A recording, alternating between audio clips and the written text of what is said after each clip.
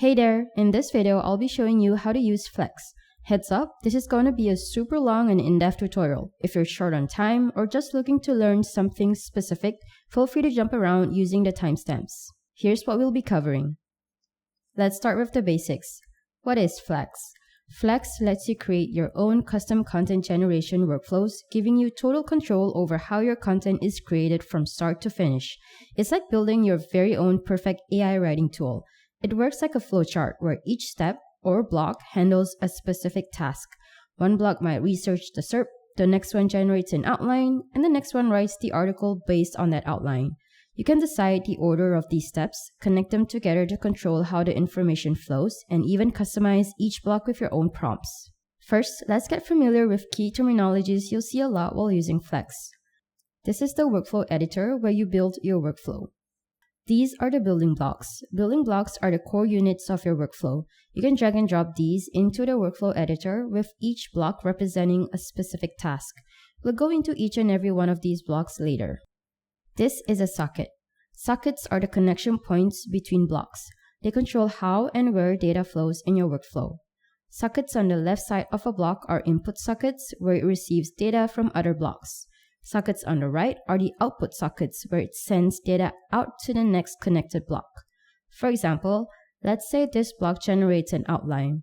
The outline comes out from the right socket, and we feed it into the next block's input socket, one that generates a full article based on that outline. Keep in mind that not all sockets connect to each other. You'll need to match the socket types. For example, a custom prompt block's LLM model socket only connects to an LLM model block. Next are variables. Variables are placeholders used to pull and insert values throughout your workflow prompts. For example, if you input a keyword at the start, you can reuse that keyword in multiple blocks using a variable without typing it over and over again. There are two types of variables: system variables and custom variables. System variables are variables that come predefined in SurgeGraph, like keyword, location, language, reader intent, and author.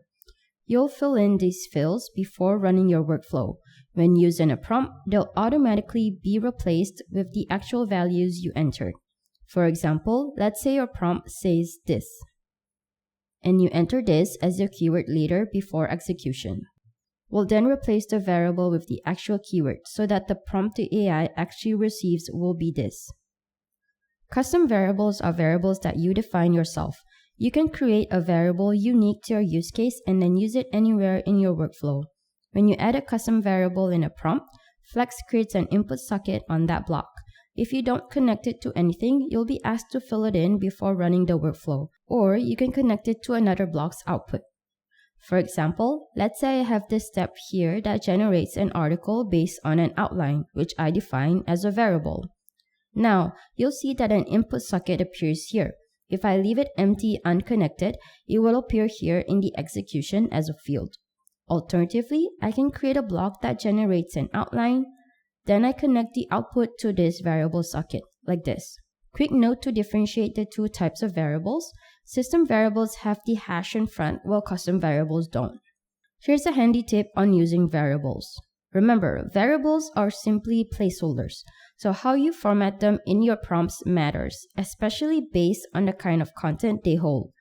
For short, single-line variables like a keyword, you can use them inline in your prompt, ideally wrapped in quotes to clearly separate the prompt and the variable like this.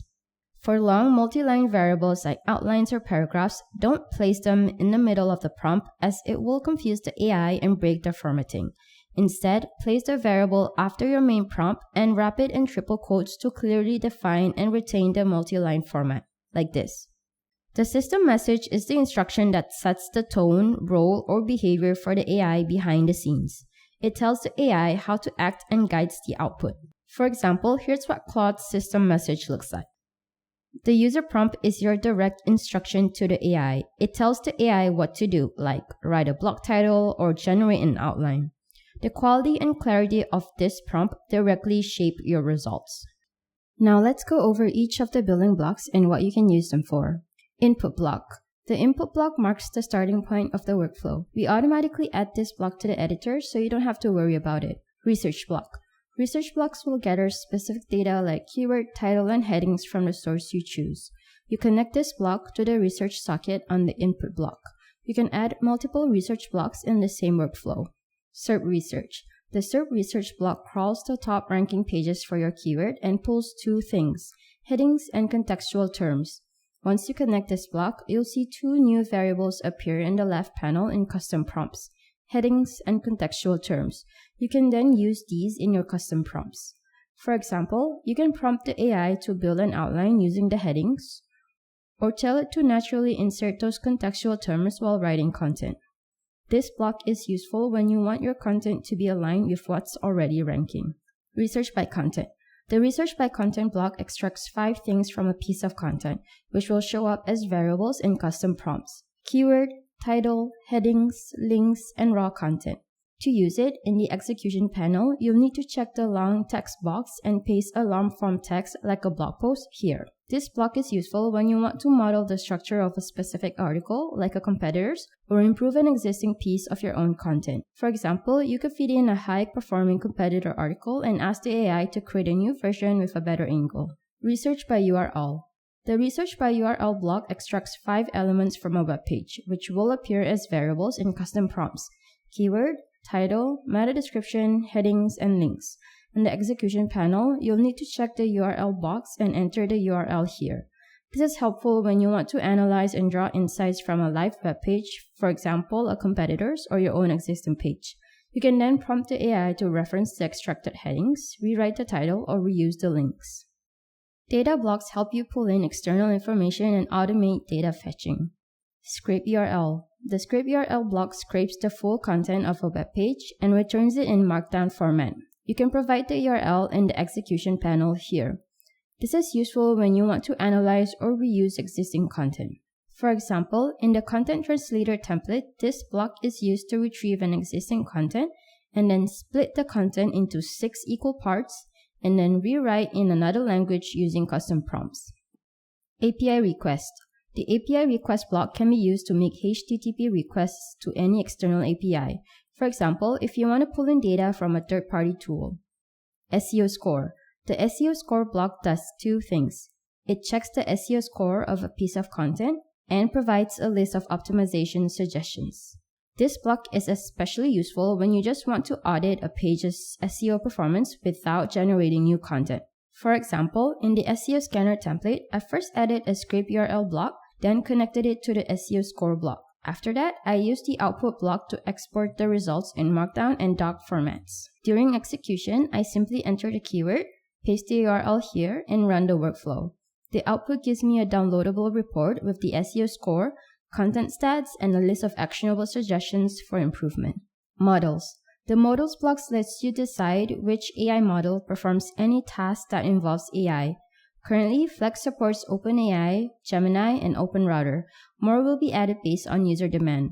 For example, let's say I want to use OpenAI GPT 4.1 for these 2 steps. I just add the block onto the editor, choose GPT 4.1 from the dropdown, and then connect it to the 2 steps. For OpenRouter, click on Manage, and then add your API key here, and then select the models to display in the dropdown here or use the search bar. Then, select your desired model here in the dropdown. Logic. The logic blocks allow you to customize the workflow behavior or perform certain actions. Conditional. The conditional block lets you control the direction of your workflow based on specific conditions. This is useful when you want your workflow to behave differently depending on the input. For example, in my travel guide template, I use it to check how many destinations were input. If it's just one destination, the workflow follows one path. If it's more than one, it follows another path. Merge. The merge block combines multiple inputs into a single output. This is useful when you want to build content in separate steps and then compile everything together. You can choose how many inputs you need from the drop-down menu, then connect the sockets accordingly. For example, in my travel guide template, I have separate blocks that generate the introduction, body, and conclusion of the article. Then, I use the merge block to combine all 3 into one unified output and send that output into the long-form socket in the output block. Split. The split block breaks a long input into equal parts based on paragraphs. For example, if you input a 20-paragraph article, you can split it into 2 parts of 10 paragraphs each, or even 5 parts of 4 paragraphs each. This is especially useful when working with long content. AI has limits on how much you can generate in one go, so it's better to split the input into smaller chunks, handle each part separately, and then combine the outputs afterward. For example, in my content translator template, I split an article into 6 parts. Each part goes through its own prompt to be translated. After that, I use the merge block to stitch everything back together and then feed the result into the long-form socket in the output block. Prompts. Prompt blocks are the heart of your workflow, where all the action happens. You use a prompt block to set up instructions for the AI to perform a specific task, like generating an outline, title, or a full article. This is also where you use variables to customize prompts dynamically based on your input or earlier steps. The output from a prompt block is sent to the next connected block in your workflow. Custom prompt. The custom prompt block lets you give specific instructions to the AI for what you want it to do. To use it, just add the block, then click Add, and type your prompt in the user prompt section here. If you're unsure about the difference between system message and user prompt, rewatch the earlier part where I explain it. You can prompt the AI to do anything. For example, write an introduction using a specific framework, or create an outline, or generate a title. You can use variables in your prompt, either system variables or your own custom ones. Rewatch the variables section if you need a refresher. Once you're done, save the prompt and connect it to the relevant blocks. If you've seen any of the templates I created, you'll notice that most of them use custom prompts a lot. That's because they're super flexible and powerful. I use them to handle all kinds of tasks. Feel free to check out my templates to see how I use custom prompts in real workflows. Plus, don't miss the tips at the end of this video for advice on writing effective prompts. SurgeGraph-Defined Prompts. Some blocks in Flex come with built-in SurgeGraph prompts, so you don't have to write your own. These include the title, content goal, outline, talking points, and long-form blocks. Title. The title block generates a blog post title based on your keyword using SurgeGraph's predefined prompt. You can select which LLM model handles this task using the LLM socket. Then, make sure to connect the output to the title socket on any output block. Content goal. The content goal block defines the objective of your content to guide the AI's writing in goal. You can choose whether you want it to be based on the SERP pages or the search query you entered here. You can choose the LLM model that handles this task using this socket. Then, you can feed the content goal output to the outline block and the output block. Tip: if you're using a custom prompt instead of the outline block, you can still connect the content goal block to it. Just be sure to define a custom variable in your prompt so that there's a socket you can connect to. Outline. The outline block generates a heading structure for your article using H2s and H3s in this format. You can set your preferences here. You can also choose to stick with our default prompt or use your own prompt here. You can choose the LLM model that handles this task using this socket. Then, connect the output to the outline socket in the long-form block. Tip: if you're using a custom prompt instead of the long-form block, you can still connect the outline block to it. Just be sure to define a custom variable in your prompt so that there's a socket you can connect to. Talking point. The talking point block lists key ideas under each heading. You can think of it as a bullet point guide for what each section should cover. This block is optional. If you use it, connect the outline block to talking points and then the output to the outline socket on the long-form block. Long-form. The long-form block is the heavy lifter that writes the entire article. You can choose to use our default prompt or use your own prompt for specific parts. Do note that the long-form block works best with the built-in outline block for formatting compatibility. If you're using a custom outline prompt, make sure that the outline format matches what the long-form block expects, which is this format. You can choose your LLM model using this socket. Then, connect the output to the long-form socket on the output block. Output blocks. Output blocks let you decide what happens to your final content once it's generated, whether you want to download it, save it inside SurgeGraph, send it to WordPress, or push it to another tool. This is where you set that up. You can even use multiple output blocks in the same workflow. For example, you can save the content as a document, download it as a PDF, and export it to WordPress all at once. Save as document. Save as document saves your content to the SurgeGraph Vertex document dashboard, which is here. Use this block if you want to review, tweak, or optimize your content in SurgeGraph's content editor. To use it, you add this block on the workflow editor. Then, connect the output from the relevant blocks to their respective sockets, like title and long-form, which is the content. After running a workflow, you'll see a link under output. Clicking it takes you to your content in the Vertex content editor. Export. Export lets you download your content in different file formats: HTML, doc, PDF, or Markdown. To use it, you add this block on the workflow editor. Then choose a type of file. Then connect the output from the relevant blocks to the respective sockets like title and long form, which is the content. You can add multiple export blocks if you want to download the same content in different formats. After running a workflow, you'll see a link under output. Clicking it will download the content in your specified file format. Export to WordPress. Export to WordPress exports your content directly to a connected WordPress site. To use it, first, add the Export to WordPress block at the end of your workflow. Then, select your WordPress site from the drop-down. If your site isn't connected yet, click Edit, New Site to connect it. Then, choose whether to export it as a post or a page. Then, connect the block that generates the title to the title socket and the block that generates the content to the content socket. When you run the workflow, you'll see a WordPress link in the Output section. Click it to view your content in WordPress. Webhook. The webhook block sends your generated content to a custom destination not covered by the other blocks, like a non-WordPress CMS or Zapier or an internal tool. Preset prompts. Preset prompts are the prompts you created in this workflow. You can add new prompts or edit the existing ones here. How to build a workflow. Now I'll show you how to build a complete workflow from scratch using everything you've just learned. For this demo, let's say I want to create a workflow to write concept comparison articles like SEO versus SEM or copywriting versus content writing. First, click on New Workflow, then choose Blank Workflow. Give it a name and click Create. Then click into the workflow to start editing. By default, you'll see two blocks already added, the Input block and the Save as Document block. We'll start building from the Input block onwards. I'll drag the Output block further down to make some space. Step 1. Research. Optional but recommended. First, decide whether you want to add a research block. Since we're writing a blog post that we want to rank on search engines, I'm going to add a SERP research block to pull in data for the target keyword. Then, connect the research block to the research socket on the Input block. Step 2. Create article tasks. Now let's create the steps for generating the article. Instead of using just one prompt to generate everything, I'm going to split it into several tasks. Why? Because if you've used AI a lot, you'll know that asking it to write an entire article in a single prompt usually results in something short, often under 1,000 words. The best approach is to write it chunk by chunk. For this workflow, I'll break it into 6 custom prompts, each handling a few sections of the article. Start by dragging a custom prompt block into the editor and connect the starting point socket to the Input block. Step 3. Write your prompt. Click Add to create your prompt. Give it a name. Then you can optionally add a system message.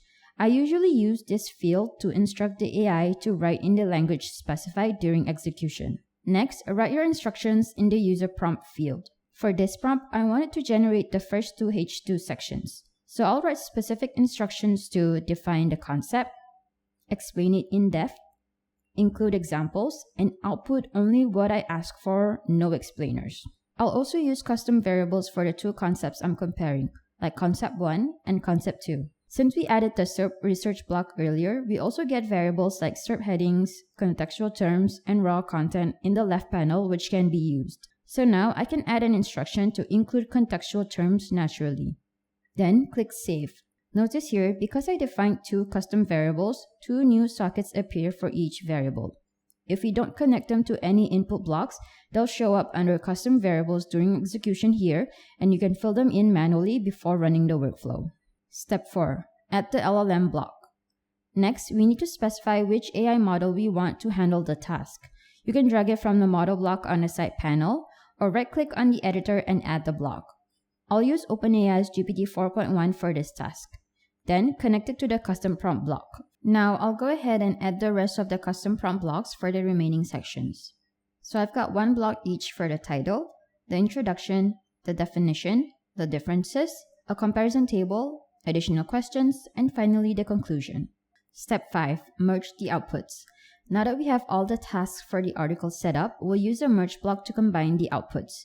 I have 6, so I'll set the number of inputs to 6 and connect each custom prompt block in order. Then connect the merge block's output to the Save as Document block's longform socket. If you want, you can also add other output blocks like Export to WordPress.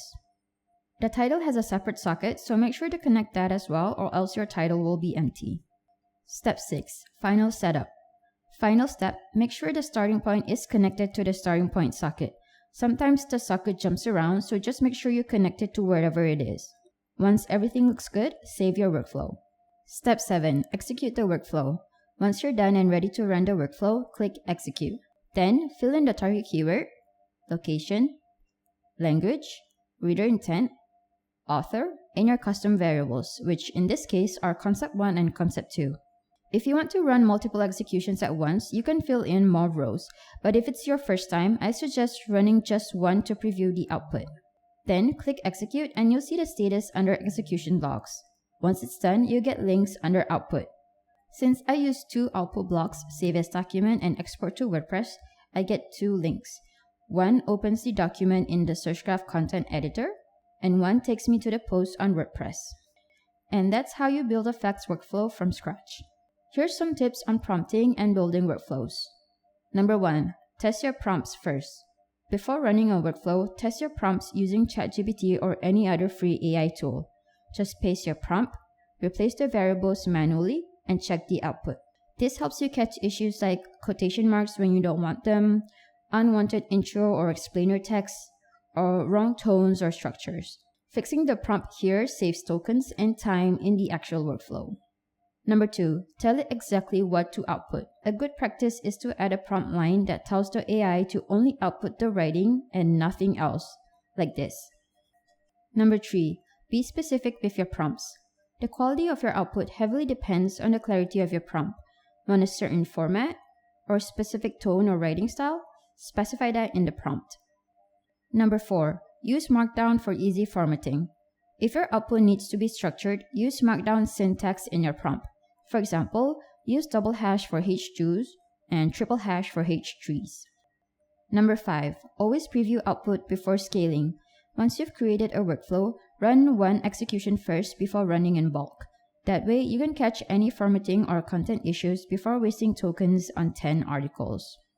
Flex is a powerful tool, but it does come with a bit of a learning curve, especially if it's your first time building a workflow from scratch. That's why I recommend starting with one of the pre-made templates. Browse through the available templates, open them up, and take a look at how they're set up. Check the structure, look at the prompts, and see how each block connects. Then, you can run them as is, tweak them to fit your use case, or use them as inspiration to build your own from the ground up. We regularly add more templates, so check back often. Or, if you have a particular workflow in mind but don't see a template for it, just let us know and we'll try our best to help you with it. Once you're comfortable with how the templates work, you'll be ready to start crafting your own workflows tailored to your content goals. Flex is super customizable, so the possibilities are endless, and we can't wait to see what you come up with. If you run into issues, feel stuck, or need help with a workflow, we're here to support you. Reach out via email anytime at hello@surgegraph.io. Hope this was helpful, and thanks for watching.